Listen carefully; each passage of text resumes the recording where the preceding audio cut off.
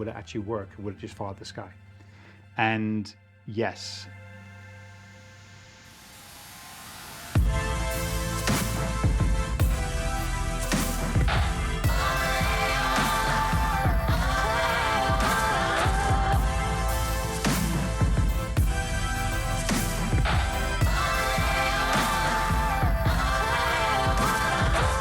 Hello and welcome to Dad Tech. Today we have an incredible view of the Avata 2. This review has definitely been thought about. I didn't want to rush it out. I've been spending a lot of time with the Avata 2 and really want to express my opinions. The Avata 2 is an incredible device that I was so hyped for. I was following the news once they started announcing it. Really just wanted to see what they had in store. But I did want to ensure I had a comprehensive review of it, not just quick and get it out as soon as possible for views. Let's start with comparing it to the Avata 1. When I flew it, I had a couple of very specific things that irked me a little bit about that product. Love it, fun, and fun is the key word for all of these DJI FPV type drones. My actual review of it, I had three things that I really wanted to be fixed and to looked at, and this is it. First one would be the diving motion. See the frame of the drone. If you can see, it's clearly there, and where the port and where you put the SD card. The last one, everyone comments on this, is the noise. Okay, so let's address them. So then they fixed the very simple placement of the SD card, mini SD card reader and the USB-C. That was in the Avata 1 in such a weird spot right in where the blade spins. Very difficult to get out. You kind of got pretty good at it after a while, but it was just not in the ideal slot. So obviously with the Avata 2, they fixed it. They give us a little flap right here, and they also give us like a little door. Oh, let's get that right. There we go, a little door that even just props open. DJI know how to make drones, and I was just surprised on the Avata 1 when they put it in that spot. And I said in that review, DJI know what they're doing. They're very good with drones. It just seems like it could have put that port somewhere, anywhere other than where they put it. They could have done a little bit better there, and I'm sure there was reasons behind it, but still, they fixed it, okay? The noise level with the Avata 1 was just off the chart. It was this high-pitched screech. It was a nice profile. A lot of people just always commented on it. You knew it was in the air. It's one of them things that it was inevitable that they were going to do something about because everybody said it. So in the Avata 2, they've definitely addressed it. Obviously, they've changed the profile of the actual drone itself, which was inevitably going to change the output of the noise that was coming from it. So they made it wider, they made it shorter, but definitely the wider propeller give it nicer profiles. It is quieter for sure, but it's definitely akin to the Air 3 sound profiles, and I'm pleased to tell you it's fine, right? For an FPV drone, that is. My other concern was the ability, so when you're flying this drone and the Avata 1 with the motion controller, which is all I've ever experienced up until this point, that motion controller, here we go, doesn't give you the ability to do like a full-on dive because it doesn't give you full acro mode, right? Which means it can't fully flip one way. There's obviously a caveat there, which I'm sure everyone knows. It won't let you, put nose down and cut the motors and dive and do that kind of cool stuff that you can do in manual mode. So when it comes to this, as soon as on the Avata 1, you put your wrist down to get a dive or at least a lowering of the drone, then all the camera did was went down and the drone went down. And on the Avata 1, you could see the frame in your shot, and you had to really punch in just to clear that. And the camera on the Avata 1 was serviceable, was fine, but it wasn't fantastic. So you're really losing a lot of image quality there. So with this one, the redesign, which is the way they put the camera. So I can confirm when it does this and it's going down, same motion, you drop it and it's going down, you still see the frame, but a lot less, and it's more in the peripherals as opposed to really in the shot. Putting the camera as far forward as possible so that regardless of the orientation, you're not seeing the frame in the shot, as well as not having it so far out that if you have a head-on collision that the camera's going to be the first thing to impact. So obviously they've got these little orange bumpers right at the front that definitely help with that. So the way they designed that, the camera somewhat protrudes, but not by, well, just kind of like the housing of it, the plastic of it. I think that's where the ND filter's attached to, but the actual camera itself, it doesn't protrude past these bumpers, and obviously these bumpers are there for a reason. So they've addressed that. They've really looked at all aspects of this and just completely redesigned it. It's obviously, it looks different, addressed the top heaviness that was present in the Avata 1. And I liked how, you know, compact it was on the side, but then that gave you that smaller profile of the props, and the downside to that was the noise that it came off. So obviously this one, they've kind of squished it and expanded it, which gives it, in my opinion, a stabler platform. And then all I'll say on the camera side of things is it just looks great. I think it looks fantastic. I haven't really played around with the D-Log M stuff yet. I have the ability to. It's just really been an extra step in the process, right, which I didn't really want. But the footage straight out of the camera, I think, looks fantastic. You have a setting on the goggles, which is enhanced view, I think it is, and it basically makes it that the image you're seeing gets a little bit more processed. And I think as you're looking at it with the goggles on, it looks great. The side-by-sides between the two is huge. I've also seen a few side-by-sides between, say, a GoPro and the Avata 2 cameras, and also the Avata 2, I think, is better. And I think probably most people, just looking at them, a little bit nicer colors and color science in it. So they've done a fantastic job there. 4K, you know, it looks great in camera. So some of you may have noticed, I do have a mount on top, and it's called the Bad Idea mount. I love that name. I think it's very cool. I have this, which is the Go 3. If anyone's ever seen that, Insta360 Go 3. And obviously this is tiny, right? So compared to GoPro, which I had, and I have mounted to this little thing goes in very cool places. And with a mount that I have, you know, you fix the camera right there.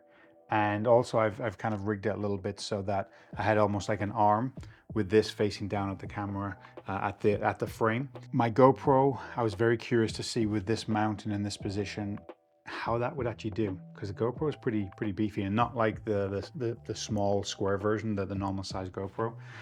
And I was very curious to see with the acro, the easy acro that you can now do with the flips and the rolls, how would it actually work? Would it just fall out the sky?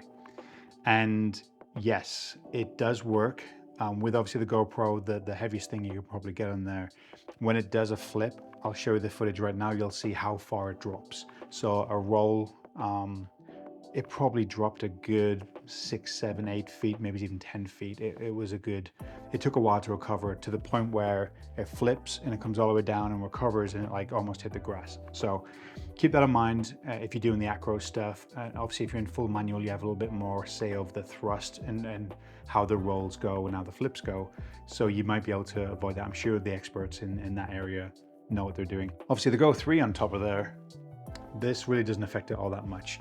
The actual mount itself, they've said they've put it on here, or they've designed it in a way that it does not interfere with the GPS signal, and I've found that mostly true. I think I might not get as strong of a signal with it on top, but for the most part, it's fine. And obviously, if you've got, say, GoPro style product right here or camera right here, and I'm assuming the GPS antennas are right here, then you're probably fine. But if you've got anything kind of like protruding over the GPS antenna, it may affect it. But I did have GPS signal when I was doing these flips, and this just literally clips into the front little bracket right there.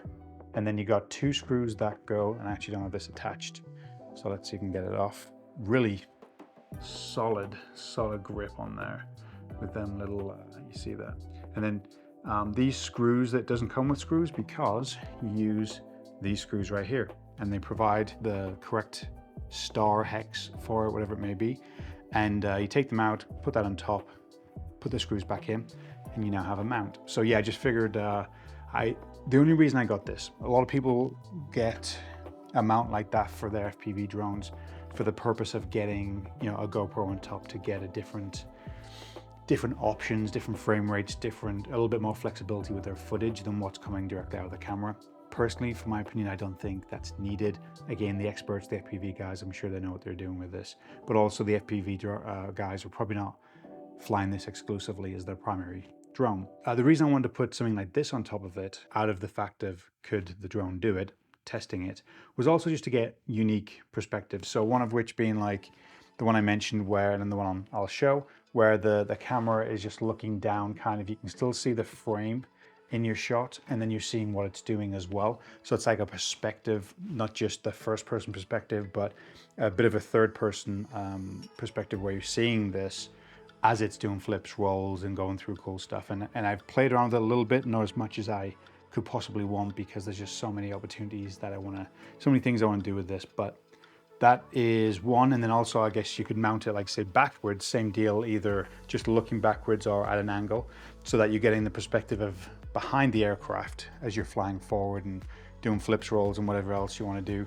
And it just adds some extra to it. And it's more than capable, even with the GoPro, more than capable, especially again, more likely in manual, because you have more say-so in the throttle and the thrust. Cool little device. This is the only accessory I've had to buy or wanted to buy for this, and then actually just an accessory to give this the GoPro feet to be attached. So cool. And I've touched on the Easy Acro side of things, which is new, and I've got an idea for an Easy Acro, and I'll mention it.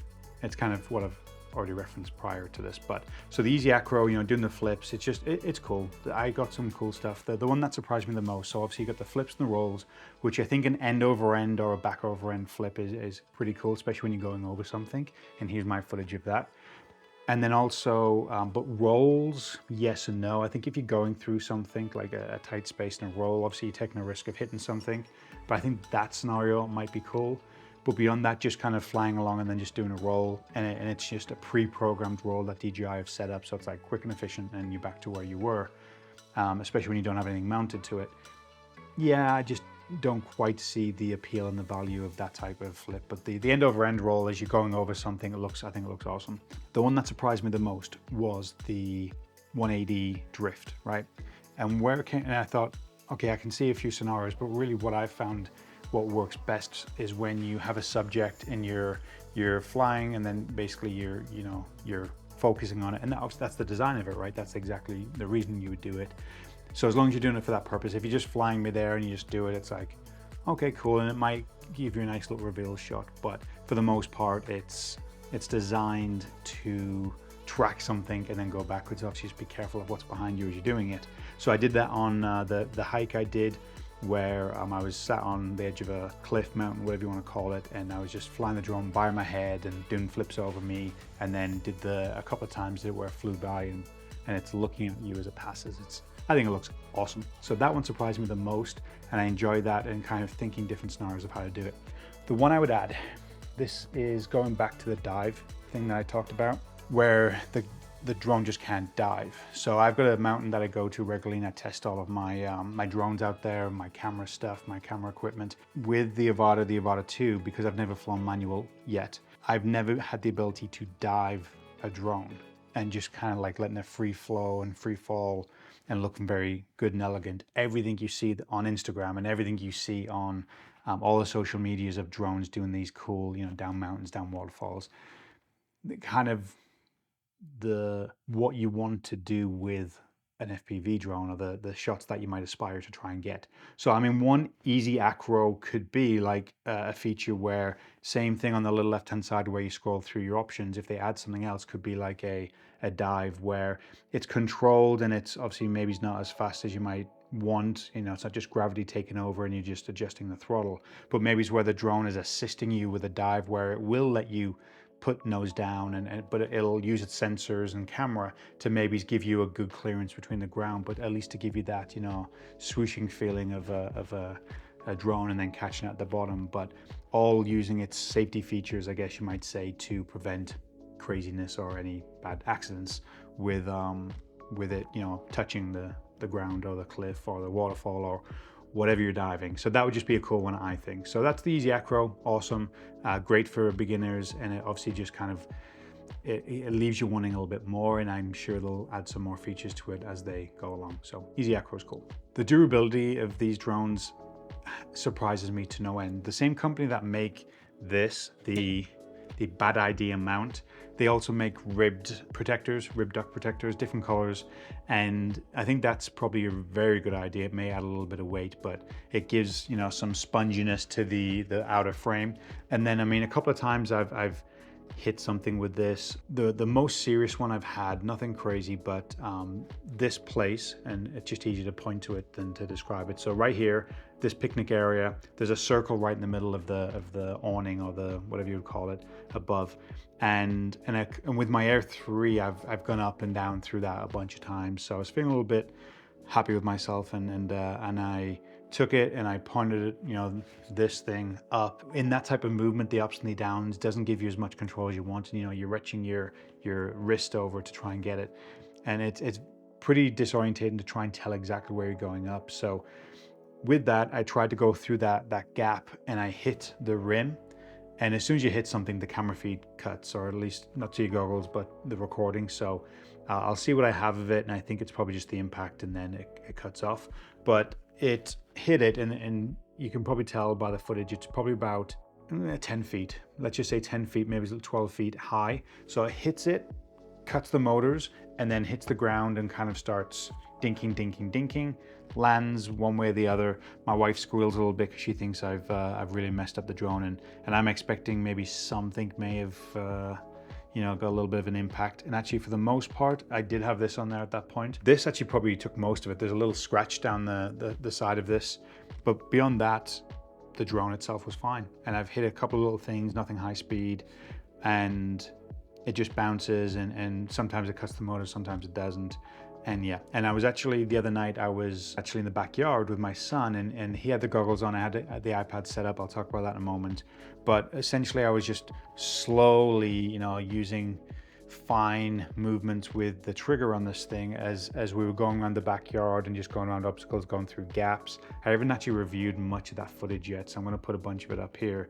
But like them little toy cars that you see kids get in, the red bottom, the yellow, again, I'll show you the footage so you know exactly what I'm talking about. But going through like the back to the front and the side to the side, and I thought, this won't get through these little gaps, but let's give it a go. So just slow and steady with this thing, but going through different gaps and whatnot in the backyard. And yeah, a couple of times I dinked it. And actually, when it got into that little car, the downwash of the drone, so as it hits the seat of the little car, pushes air down, and then it comes back up at it, and it creates some turbulence and instability. So if you hang around in there for a second, you're gonna probably it's either gonna go all the way up, or it's gonna hit the deck and cut off. It just doesn't like it, and I don't blame it. But if you just go through, you'll see it maybe get a little bit of a hump as the downwash kicks back up towards it. But by that time, you're out the other side, and it's cool. It's cool to do little things like that. And again, that was just kind of testing out the sensitivity of this little trigger. And I think that probably leads me nicely into the FPV stuff, and more specifically the FPV controller. And I found it very difficult to get the new version of it. I ordered it similar time to getting the Avata 2, or ordered it at least, and the only place I could get it was Amazon. It said it was going to be a couple of weeks. I said fine, and then about a week prior, got an email saying it being cancelled because of supply, and you can't really find them anywhere. So what I've had to do, I've been trying to, I wanted a good portion of this to be manual mode and testing out the actual the controller in manual mode, learning that stuff, the simulator, all that goes into learning to fly manual with an FPV drone. But I wasn't able to get a hold of the controller 3. I today got a hold of the controller 2, and that's kind of weird because it's not compatible, right? So it's like, why would you want that? Why would you get it? So I got it really just for the simulator, because I was practicing, knowing I wanted to get some footage and learn this, and maybe even do a series about it, of learning FPV from zero to, or at least manual from zero to something. I thought, okay, I need to start on the simulator. So I downloaded a couple of simulators, used an Xbox and a PS4 controller, and you can, but you shouldn't, because it's not similar. So today I got the controller 2, loosened up the springs in the back as you're supposed to give yourself the flexibility with the throttle like you're supposed to, and went on the simulator a little bit, and believe me, I was doing all like the training and some of the training with an Xbox and PS4 controller, almost impossible, very, very difficult, because the springs that are in them controllers that always want to return you back to zero, and you're kind of fighting the spring the whole time to get your throttle just right. So that's a whole thing. Yeah, we'll see. So at this point, no manual flying, only, this trusty thing. So let's go move on to these things. The little redesign here. So I'll tell you, I went from the Avata 1 with the Integra goggles and the Motion Controller 2.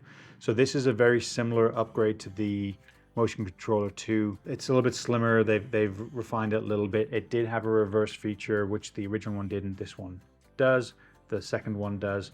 And they've made a little bit of an adjustment to the trigger here where you bring it in a little bit and the drone doesn't move other than if you rotate your wrist, it'll orientate itself and you're around.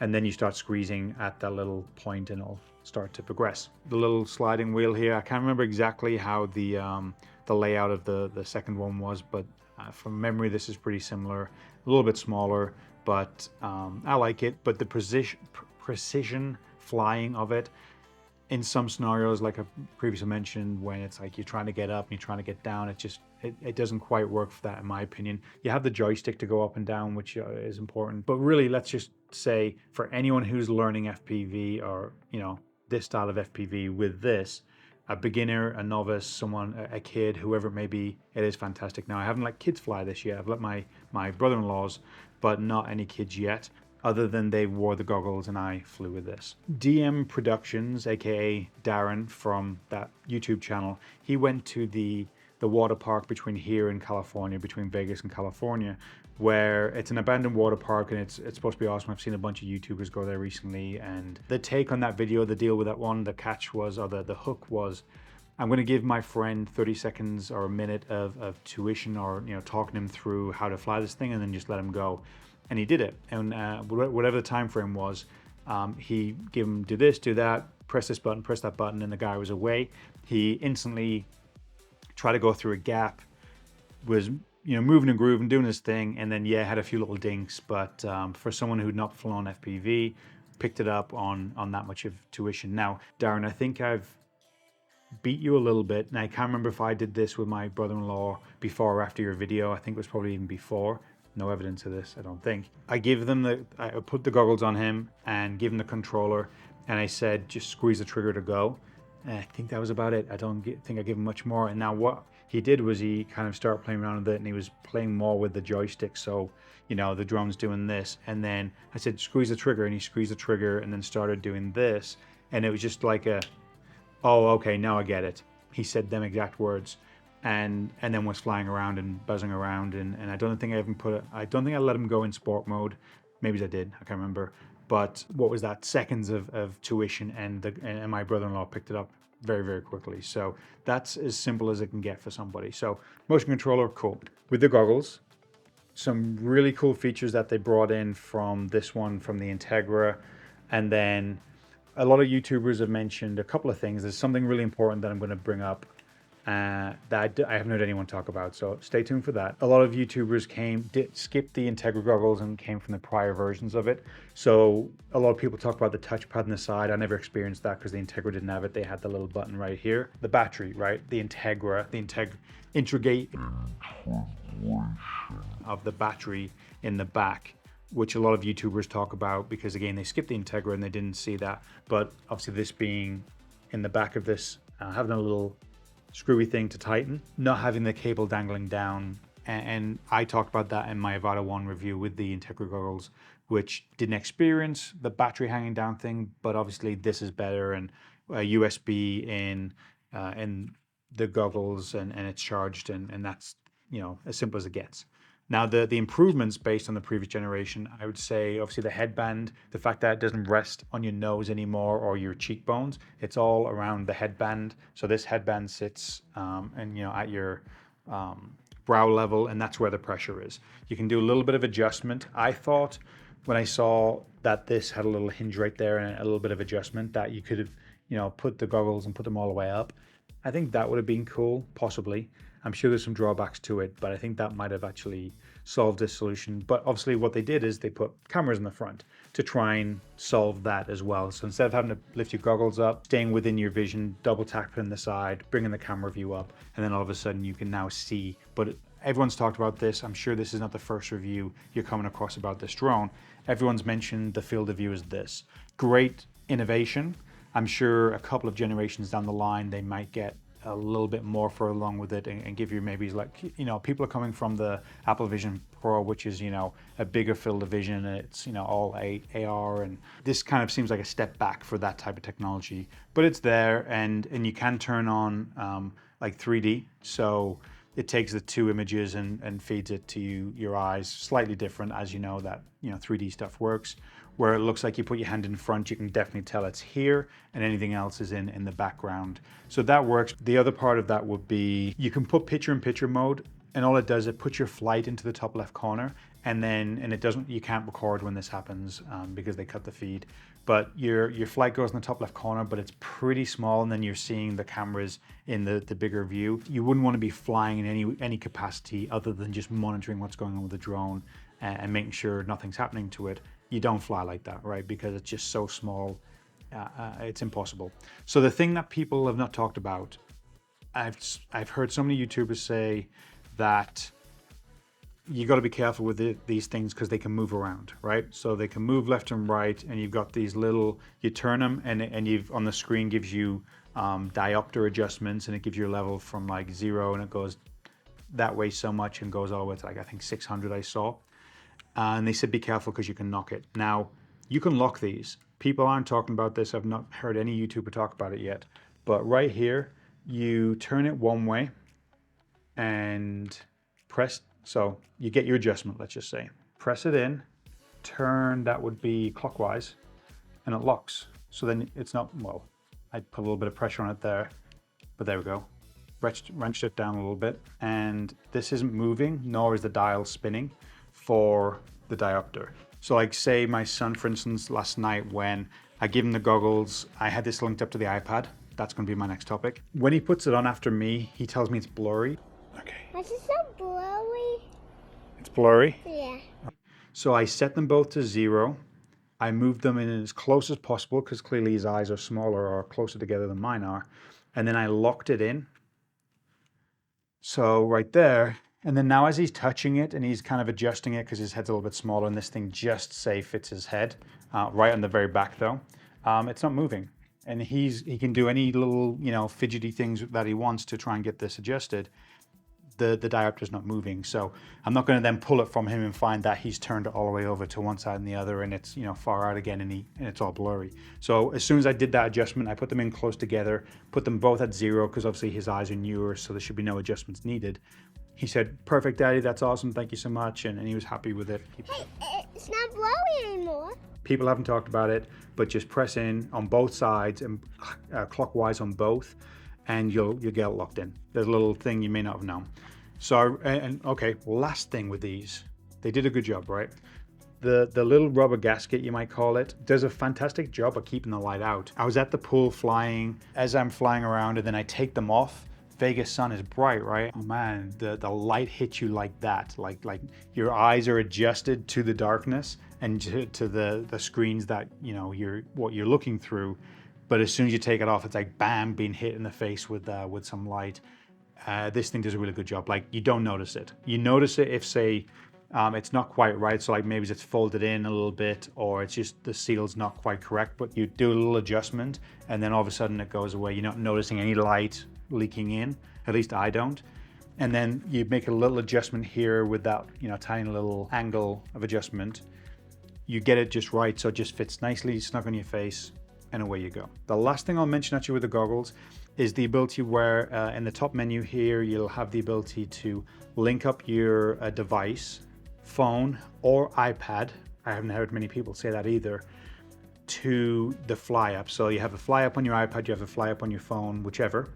Click the little icon on the top menu on the goggles. On your iPad or on your phone on the fly app, a little symbol will come up to say link to the goggles. Click it, hit a couple of buttons, and all of a sudden the feed from the goggles is going directly to the phone or the iPad. Clearly the iPad, a bigger screen, is so much better. So in practicality, the way I used it, my son had the goggles on last night and I had the flight on my iPad, and then I'm controlling the drone and I'm viewing the flight through the iPad. And it's the exact same view that you would have through the goggles, other than it's just not in front of your face. That is without any wires, remember, so good. and it gives you that flexibility of doing it. And then it also gives you the ability to have, say, a spotter or somebody else monitoring your flight from the iPad, or someone who just might be interested in watching you fly around.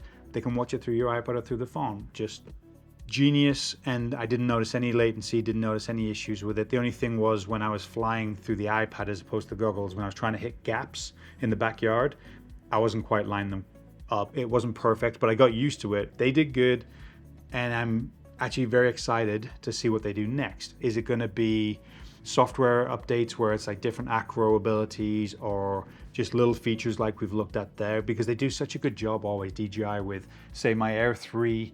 It came out, it had awesome features, and then the Mini 4 Pro came out and had some unique cool features, and then they'll put an update onto the Mavic series, the Mavic Pro series, and then you're thinking, oh, is that feature going to be on my drone? And then a couple months later, not even all that long typically, boom, it's on your drone. So obviously the cross pollination between these is a little bit different because they're slightly different drones compared to the Mini, the Mavic, and the Air. What will they do software wise to improve a few things, because they've done such a good job? And the future of, say, this line of drones, starting with the FPV drone, Avata 1, Avata 2, whether they go, say, Avata Pro, Avata Mini, Avata 3, who's to say where they go with it? In the rumors leading up to the Avata 2 coming out, someone somewhere had said Avata Mini, and that got my imagination going. Didn't know what was coming next at that point. That would be pretty cool. And even like, imagine you can use your peripherals, your everything you already have, and they just make a smaller version of it, but just like, you know, teeny tiny, smaller batteries, but just more flexibility and maybe more power to weight ratio, just a few different tweaks that they can make. But knowing that you're flying around a teeny tiny drone, for, you know, all the stuff you see on YouTube, which is the people going down smokestacks and people going down drain pipes and just random stuff through like a construction site, being able to do that with a smaller drone, possibly less likely to be damaged in a crash. When someone's got a little bit more weight, it's got a little bit more inertia and can damage itself a bit more. So smaller, you know, possibly meaning more maneuverable and less likely to, you know, a little bit more flexibility with damage. So, and at this point, I haven't mentioned any negatives, I don't think. I haven't. And really, it's hard to find them. It's hard to find fault. The Avata 1, there was a couple of glaringly obvious faults, which again, they've fixed. There's nothing glaringly obvious with this, with the exception of maybe, you know, like I said, you can still see the frame a little bit when you're going down. The lack of the ability to do a dive without doing manual mode, and then maybe the inability to get a controller 3.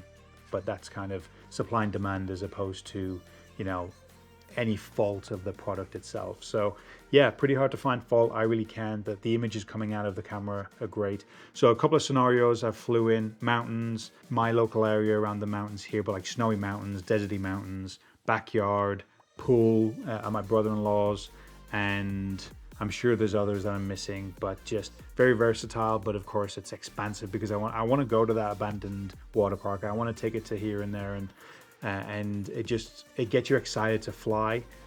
And I did this with my last review, right? And I was comparing at that point the Avata 1 with the Mini 3 Pro, and it was mind over heart. Heart being fun with the Avata, mind being the Mini 3 was practical and getting, you know, different shots and tracking and all that fun stuff, you know, for aerial photography. Same thing here. I'm comparing really the Air 3 and the Avata 2 in the exact same manner. It's mind over heart. This is just fun to fly. I want to pull this out more often than not, just because it's fun and just because you know, people, nephews and uncles, and not my uncles, my brother-in-laws, father-in-law, everyone wants to put the goggles on. Uncle Mark, can I put the goggles on? Uncle Mark, can I, you know, all my nephews want to put the goggles on and have me fly it, and a lot of them want to grab the controller and do it as well, which has not happened yet. The mind says the Air 3, it's practical, the camera's fantastic, the zoom camera is fantastic, and it's the difference between the two. And when I was doing my little mini hike, I had them both up, and I was using them both in different ways, and same thing, and that's the conclusion of my last review. The two together are a great pairing because you've got the the battery life of the Air 3, the camera of the Air 3, and you can obviously insert Mini 3 Pro, Mini 4 Pro. The new 4K is like the beginner version of any of these drones, but the Mavic series, the Air series, you can insert any of these drones, partner it up with an Avata 1 or an Avata 2. They just go so well together, and if it's just for enjoyment, yes. If it's for any type of professional videography, aerial photography, aerial videography, also yes. But it's not a cheap game, right? It's not a cheap hobby or profession to be in. They come at a cost, but the next drone's going to come out as well. You know, whenever that may be, it's always moving on. It's always just like the iPhones. It's every year there's something new. And obviously with the DJI, with their vast catalog and range of drones, there's always something new coming out. And there's even rumors now of an Air 4. And obviously, again, my ears get pringed up, but I'm like, no, I've got an Air 3. I'm happy with my Air 3. And then you think, you know, I was even thinking prior to this coming out, I might pick up an Avata 1. They're going to release the Avata 2, and it's going to have bells and whistles. I'm going to want and crave that drone, but maybe I could pick up an Avata 1 and all these accessories, you know, relatively cheap and save some money, but still get a pretty decent and similar experience. And you should, you know, it's definitely an option. But there's always something new coming out with them new bells and whistles. So it's an expensive hobby, like I mentioned. It's hard to stay loyal to one drone. But at this point, I'm keeping this one for good. If I had the budget for a Mavic, then absolutely for the professional side of things. But I can't say more good things about the Avata 2. They figured it out, right? They redesigned it from the ground up, seemingly, and corrected all the bad things with the Avata 1 that many people had issues with, and then they've corrected them things and added some extras that just make this a very cool drone. To finish, if you have any questions, let me know. I always get back to comments. Links will be in the description for these products. Highly recommended. That's all I want to say. So with all that said, have a great day. Take care. Bye.